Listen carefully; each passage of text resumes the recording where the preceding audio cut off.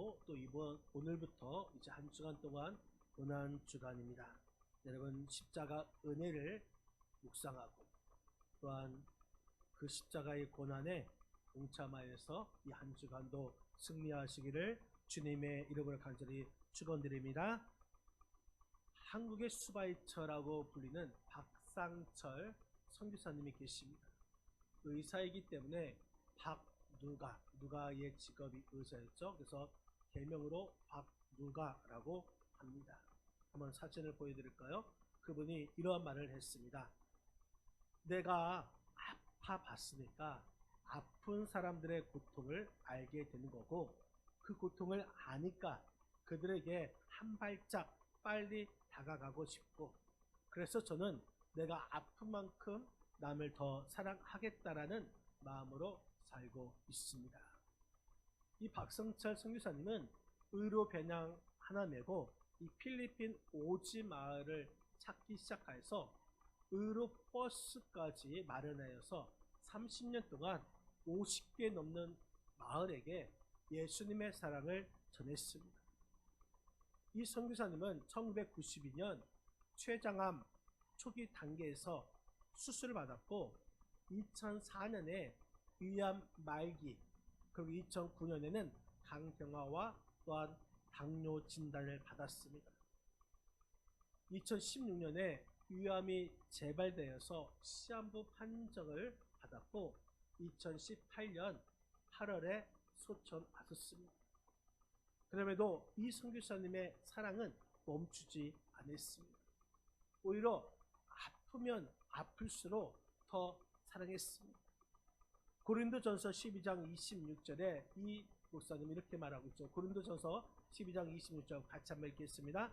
만일 한 지체가 고통을 받으면 모든 지체가 함께 고통을 받고, 한 지체가 영광을 얻으면 모든 지체가 함께 즐거워하느니라. 이 말씀을 가지고 이제 박상철 선교사님은 선교를 한 것입니다. 한 지체가 고통을 받으면 모든 지체가 함께 고통을 받아야 됩니다. 한 지체가 영광을 얻으면 모든 지체가 함께 즐거워해야 한다. 그래서 누군가 아파하면 그 아픔을 나의 아픔으로 가져와야 한다는 것입니다. 이것이 사랑이라는 것이죠. 여러분, 그 사람의 아픔을 알면서 내가 가져오지 않고 그 사람을 치근히 여기는 것, 나에게는 아픔이 없고 치근히 여기는 것, 이것은 동정이라는 것입니다. 아직 사랑에 이르지 못한 것입니다. 사랑은 아파하는 것입니다. 선교사님이 이런 말을 했습니다. 아픈 만큼 사랑하고, 아니 아플수록 더 사랑하게 하소서라고 기도를 한 것입니다.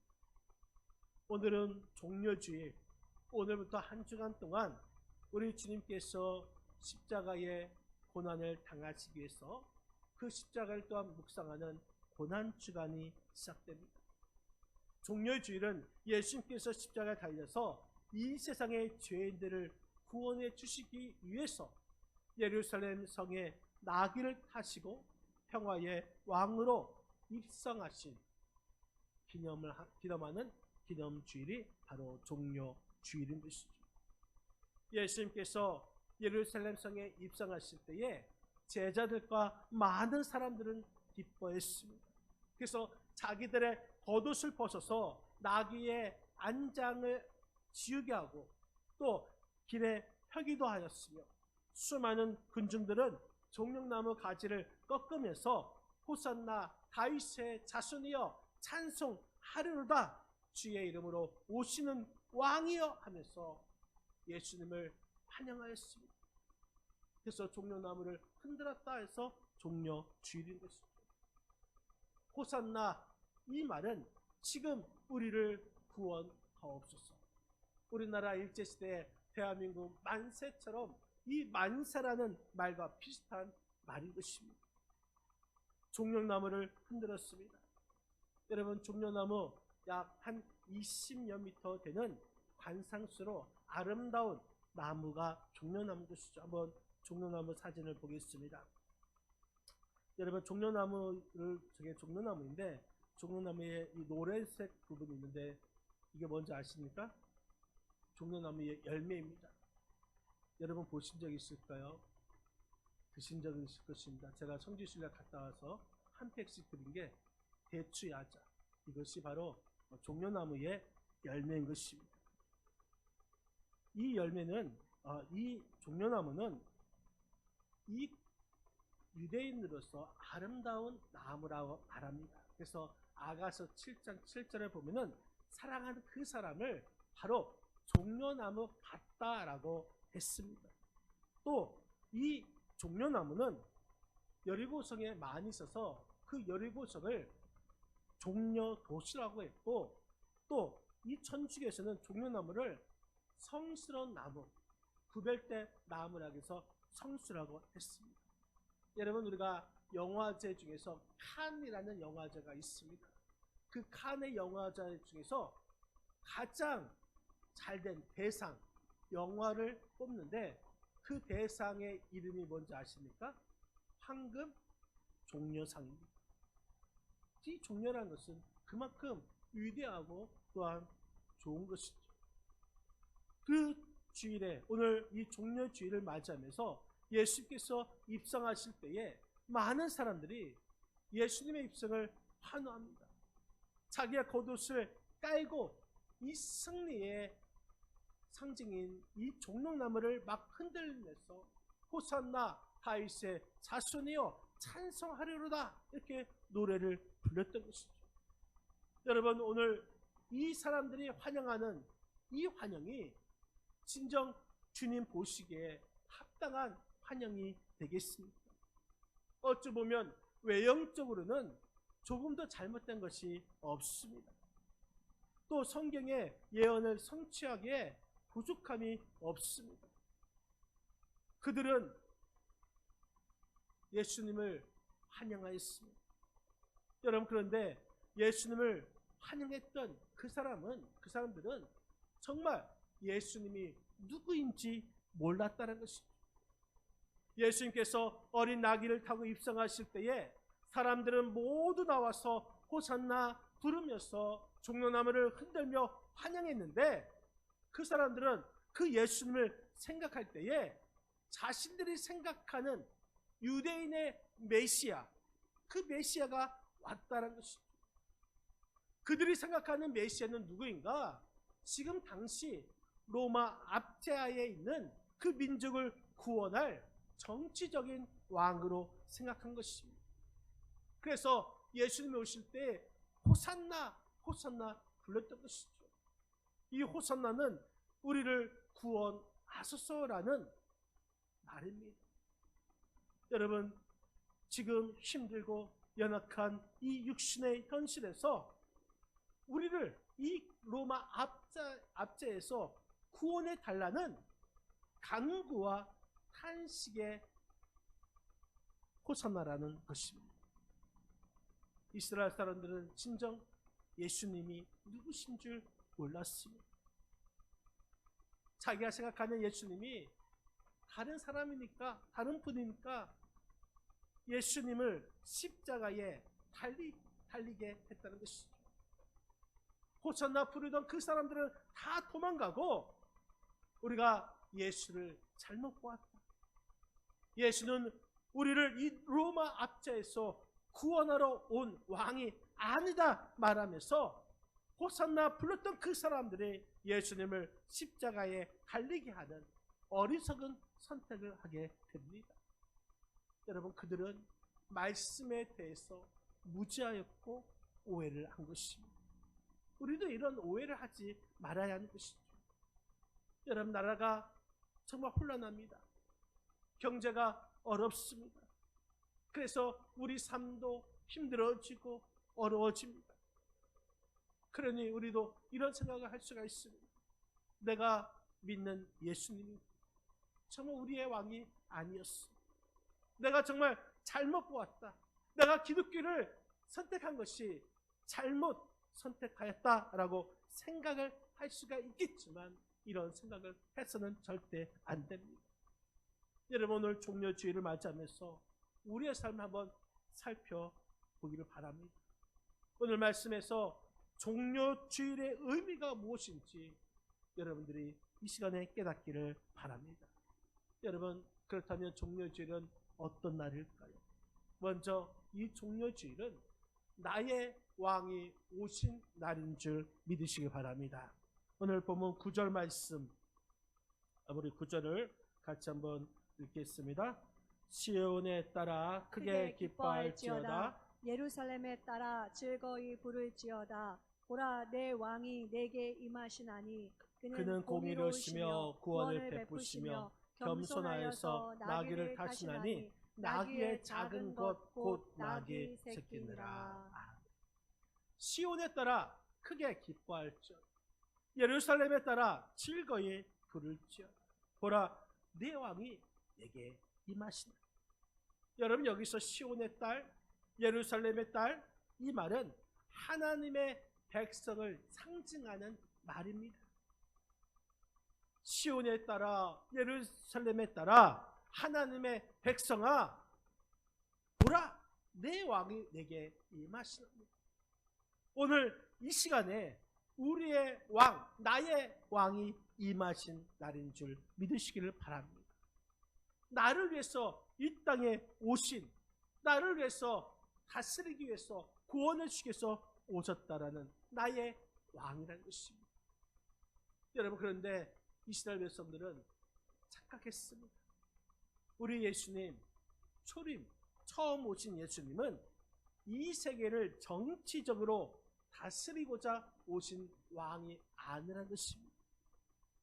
이 세상을 다스리기 위해서 오신 왕은 초림의 예수님이 아니라 재림의 예수님, 다시 오실 그 예수님께서 이 땅에 오실 때에 우리는 이 나라가 하나님 나라가 될 것이고 천국 백성이 되는 하나님의 다스림이 있는 그 날이 예수님은 재림의 예수님이시고, 첫 번째 오신 이 초림의 예수님은 전체를 다스리는 것이 아니라 나를 다스리기 위해서 나의 왕으로 오신 날임을 여러분 믿으시기를 바랍니다. 우리는 이 사실을 알아야 하는 것이죠. 그렇기 때문에 나를 다스리기 위해서 나의 왕으로 오신 그 예수님을 우리가 나의 왕으로 맞아들여야 하는 것입니다. 그런데 이스라엘은 계속해서 오해하고 있습니다. 마태복음 21장 10절에서 11절 말씀 한번 보시겠습니다. 마태복음 21장 10절 같이 한번 읽겠습니다. 예수께서 예루살렘에 들어가시니 온 성이 수동하여 이르되 이는 누구냐 하거늘 무리가 이르되 갈릴리 나사렛에서 나온 선지자 예수니라 하니라. 여러분, 예수님께서 예루살렘 성에 입성하십니다. 그런데 그때에 소동이 일어납니다. 어떤 소동이 일어나는가? 예루살렘에 있던 권력자들이 소동을 일으킵니다. 이제 예수가 왔으니 내 권력은 여기서 끝난 것이 아닌가? 그런데 이런 오해는 로마까지 계속해서 이어갑니다. 당시 황제가 다스리던 이 로마 시대에는 이 기독교인들이 예수 그리스도가 나의 왕이요 이렇게 말하면 이것은 황제에 대한 반역이라고 해서 원형 경기장에서 사자의 밥이 되는, 또 온갖 핍박과 박해를 피할 수 없었습니다. 그들은 생각하기를 예수는 이 땅의 지상의 왕으로 생각했다는 것입니다. 여러분, 그러나 우리 예수님은 이 땅에 다스리기 위해서 오셨던 왕이 아니라 나의 왕, 나를 구원하기 위해서 오신 나의 왕인 줄 믿으시기를 바랍니다. 그래서 우리는 예수 그리스도를 믿어야 하는 것이죠. 예수라는 말은 구원자라는 의미를 가지고 있습니다. 또 그리스도는 기름 부음 받은 자를 말하고 있습니다. 다시 말해서 메시아, 왕이란 것이죠. 나를 구원해 주시기 오신 왕이란 것입니다. 나를 구원해 주시기 오신 그 왕, 우리는 그 왕 앞에 우리는 순복해야 될 줄 여러분 믿으시기를 바랍니다. 이것이 바로 종료 주일의 의미가 되는 것입니다. 사랑하는 성도 여러분, 예수님을 나의 구원자, 나의 왕으로 삼고 그 주님 앞에 엎드려 순복할 수 있는 저와 여러분의 삶이 되시기를 주님의 이름으로 간절히 축원드립니다. 또 우리 예수님은 겸손하신 왕으로 오셨습니다. 우리 한번 9절 다시 한번 9절 말씀을 같이 한번 읽겠습니다. 시온에 따라 크게 기뻐할지어다 예루살렘에 따라 즐거이 부를지어다. 보라 내 왕이 내게 임하시나니 그는 공의로우시며 구원을 베푸시며 겸손하여서 나귀를 타시나니 나귀의 작은 것 곧 나귀 새끼느라. 그는 공의로우시며 구원을 베푸시며 나귀를 타시나니 나귀의 작은 것 곧 나귀 새끼느라.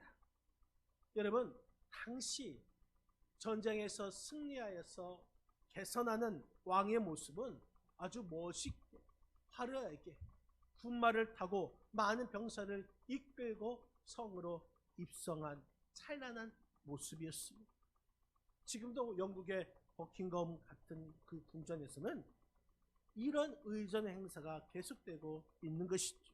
그런데 예수님은 이러한 좋은 말을 타고 들어오시는 것이 아닙니다. 나귀를 타고 오셨는데 그것도 어린 나귀를 타고 오셨습니다.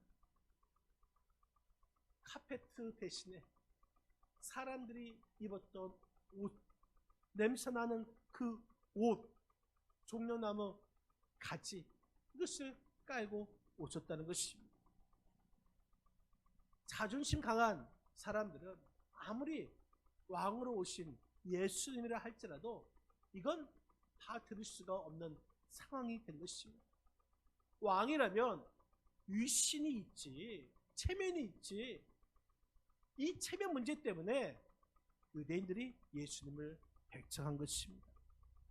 이런 모습을 본 유대인들은 예수님을 그들의 자존심으로 용납할 수가 없었던 것입니다.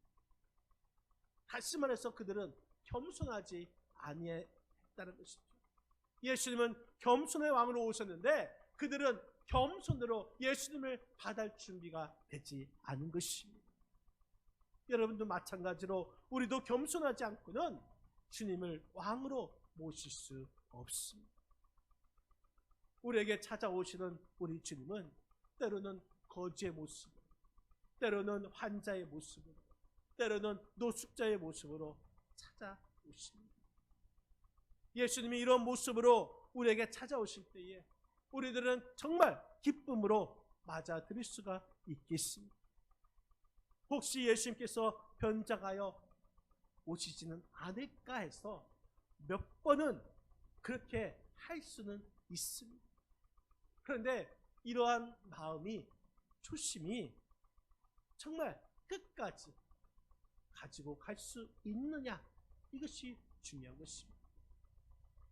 미국의 어느 대형 교회 목사님이 노숙자가 된 이야기를 이 페이스북과 인터넷에서 올린 일이 있었습니다. 예레미야 스티펙이라는 목사님이 어느 주일 오전에 자신이 이제 담임 목사로 부임하게 되는 그 교회 근처에서 노숙자로 변신해서 주변을 어슬렁거렸습니다.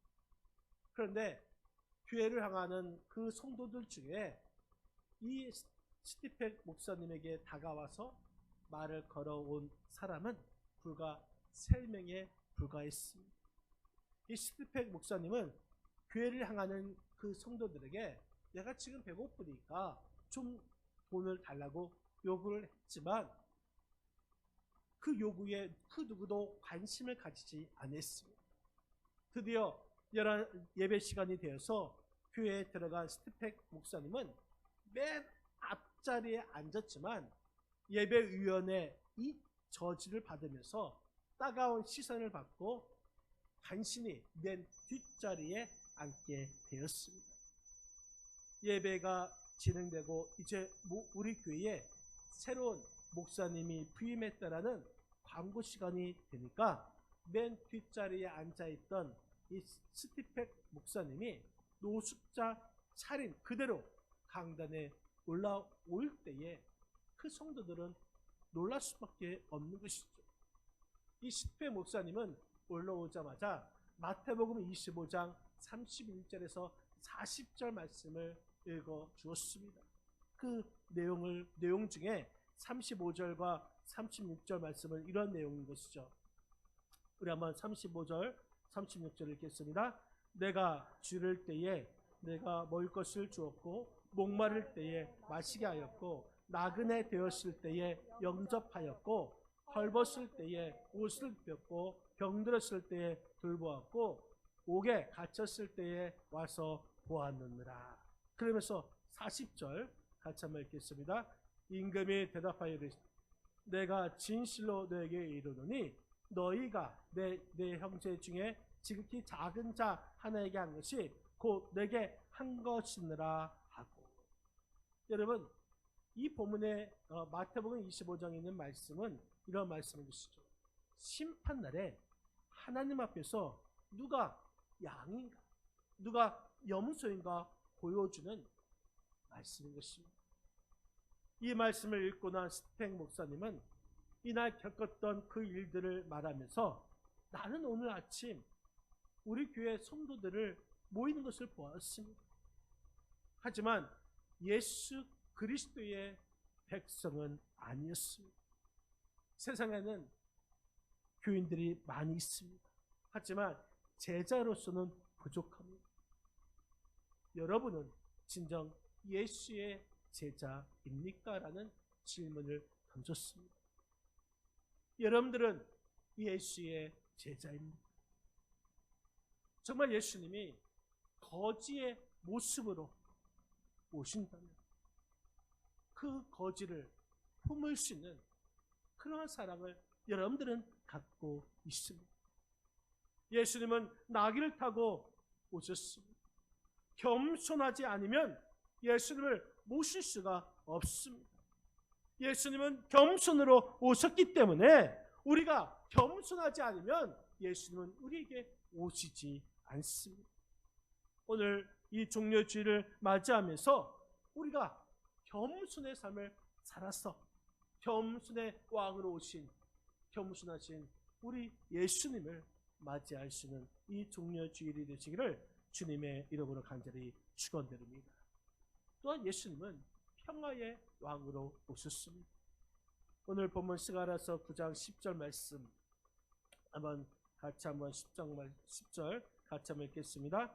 내가 에브라임의 병거와 예루살렘의 말을 끊겠고 전쟁하는 활도 끊으리니 그가 이방 사람에게 화평을 전할 것이요 그의 통치는 바다에서 바다까지 이르고 유브라데 강에서 땅끝까지 이르리라. 여러분 말씀에 보면은 에브라임의 병거가 있고 예루살렘의 말이 있습니다. 에브라임의 병거, 에브라임은 이북 이스라엘을 말하고 있습니다. 예루살렘은 남쪽 유다인 것입니다. 이스라엘이 남북으로 갈라질 때에 북이스라엘은 에브라임이 또 남쪽을 유다라고 했던 것이죠. 분단된 이 두 나라는 계속해서 전쟁을 했습니다. 그런데 예수님께서 오실 때에 그 문자 그대로 에브라임 병거 또 예루살렘의 말을 끊겠다고 했습니다. 전쟁하는 활도 끊겠다는 것입니다. 이제는 전쟁을 없이 하시겠다는 것입니다. 여러분, 이 말씀은 세상의 힘으로 세상의 능력으로 전쟁을 없애하겠다라는 이런 말씀이 아니라는 것입니다. 오늘 스가랴에서 예언한 이 평화의 예언은 예수님 안에서 주어지는 참된 평안을 말하고 있는 것입니다. 예수님께서 평화의 왕으로 오셨기 때문에 평화의 왕으로 오신 그 예수님을 나의 왕으로 모실 때에 우리도 평화를 누릴 수가 있는 것입니다. 여러분, 우리 마음에는 항상 두 마음이 싸우고 있습니다. 선한 마음과 악한 마음. 하나님의 생각과 육신의 생각, 성령의 생각과 사탄의 생각, 계속해서 싸우고 있습니다. 이 싸움을 멈추기 위해서는 평화의 왕으로 오신 그 예수님을 나의 왕으로 모실 때에 선한 마음, 하나님의 영, 하나님의 생각, 성령의 생각이 우리에게 임하셔서 우리는 평화를 누리게 됨을 여러분 믿으시기를 바랍니다. 진정한 이 종료주일은 먼저 내 마음의 평화부터 시작되어야 하는 것입니다. 그러기 위해서는 예수님을 나의 왕으로 모셔드리는 이 승리의 평화가 되어야 한다는 것입니다. 우리가 몸이 아프면 병원에 가서 치료하고 또 약국에서 약을 먹으면 됩니다. 돈이 없으면 은행에서 돈을 찾거나 또 일하여서 돈을 벌면 됩니다. 죄를 범한 사람은 법으로 다스리면 됩니다. 이번에 이제 6월달에 선거가 있죠. 대선이 있습니다. 여러분, 선거라는 것은 우리가 지혜를 구하여서 잘 판단하여서 정말 내가 원하는 사람을 찍으면 됩니다. 그렇다면 내 마음의 죄는 어떻게 다스려야 될까요? 우리를 다스릴 왕은 예수님이라는 사실인 것입니다. 예수님이 우리를 다스려야 그 죄가 사라지는 줄 믿으시기를 바랍니다. 진정한 종료주일 예수 그리스도를 높임을 통하여서 예수님을 나의 왕으로, 나의 구주로, 나를 구원할 자로 받아들일 때에 우리는 진정한 변화가 있을 것이고 평화를 누리게 되는 줄 믿으시길 바랍니다. 여러분, 오늘 말씀에 보면은 시온에 따라 크게 기뻐할지어다, 예루살렘에 따라 즐거이 부를지어다. 예수님께서 이 종료주일 예루살렘 성에 입성하실 때에 그냥 오신 것이 아니었습니다. 그 예수님이 이제는 나를 구원해 주시기 위해서, 나를 다스리기 위해서 오셨다는 것입니다. 겸손의 모양으로 이 땅에 오신 것입니다. 나를 구원해 주실, 그래서 진정한 평화를 주시기 위해서 오셨다라는 이 사실을 우리가 안다면 그 예수님을 큰 기쁨으로 맞이하게 될 것이고 즐거움으로 맞이하게 될 것입니다. 사랑하는 성도 여러분, 나의 왕으로 오신 예수님, 겸손의 왕으로 오신 예수님, 평화의 왕으로 오신 그 예수님을 우리가 영접함을 통하여서 주님의 그 크신 사랑, 또한 참된 평화, 또한 구원, 또한 우리가